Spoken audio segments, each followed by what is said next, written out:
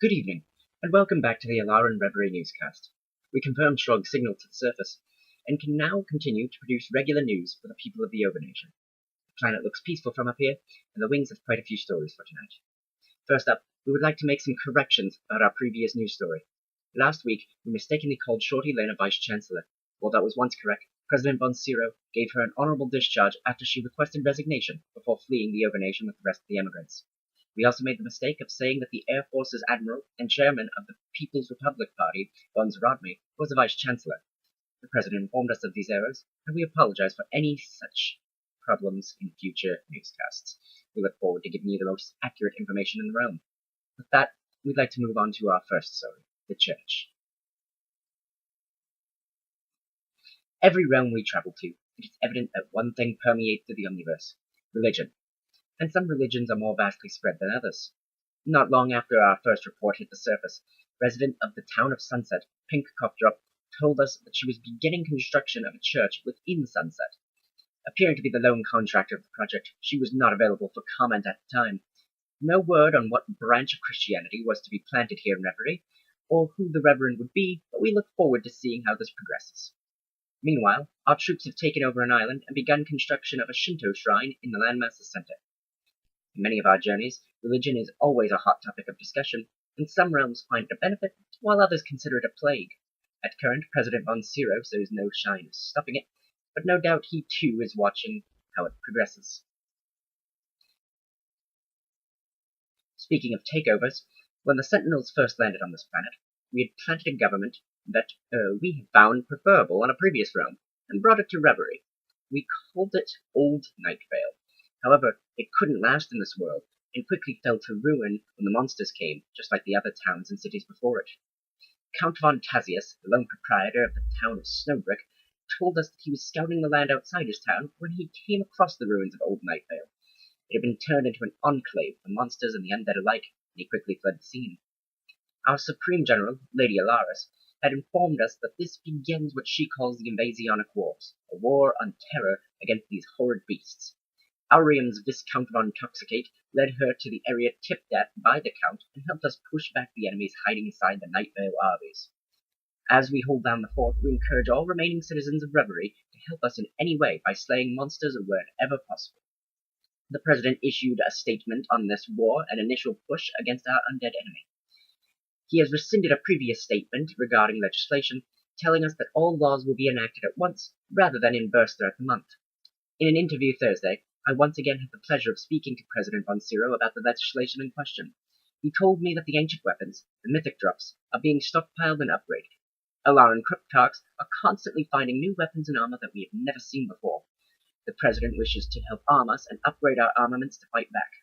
Expect new items, but no new enchantments anytime soon. Be warned, however, Intel states whoever is behind this invasion is also upgrading the undead at a similar pace.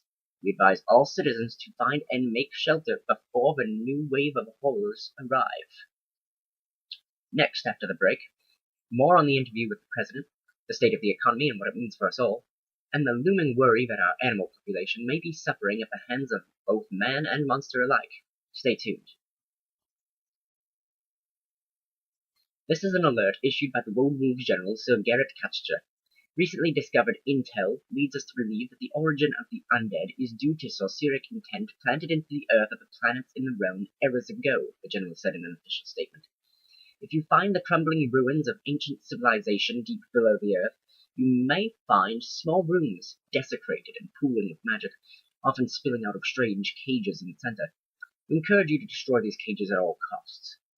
If you choose to keep them in your homes, which we greatly advise against, ensure that they are secured in brightly lit, consecrated rooms, away from food and the living in all forms. The more we quarantine or destroy, the easier it may become for us to make Reverie a safe place for all. Welcome back. As we return from our break, we continue our story about the stimulus package the President is releasing in the near future. When we asked what to expect in the package, President Von Zero replied, "Right now, a lot of stuff is still being done, but things like portable horses, auctions, voting rewards, daily, weekly rewards, and all the content that comes along with those things." Now let's unpack what he said there. Last week, we mentioned in the public service announcement that the Reichstag was being set up so that all citizens could partake in voting and elections, and that there would be some form of incentive in place. The voting rewards he wishes to add are unknown exactly. However, some known rewards are certificates, money, and various goods and minerals. Along with rewards for voting, the President also encourages all citizens to remain active in the community. The daily and weekly rewards will become available to everyone who decides to wake up and help the Overnation however they may do so. We have no word on the extent of these rewards, however. What about portable horses? Well, with the help of various arcanic spellcasters, the Overnation was able to acquire the ability to seal animals inside of containers.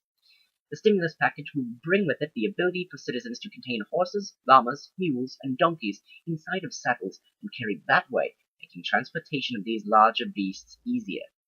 Saddles, at current, are only available through special magical saddles.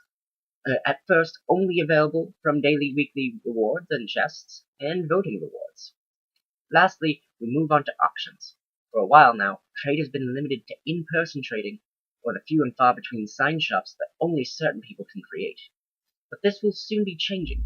The new system that will be set in place with the new stimulus package will allow citizens to place their items in an auction hall where other people may remotely bid on the goods being auctioned.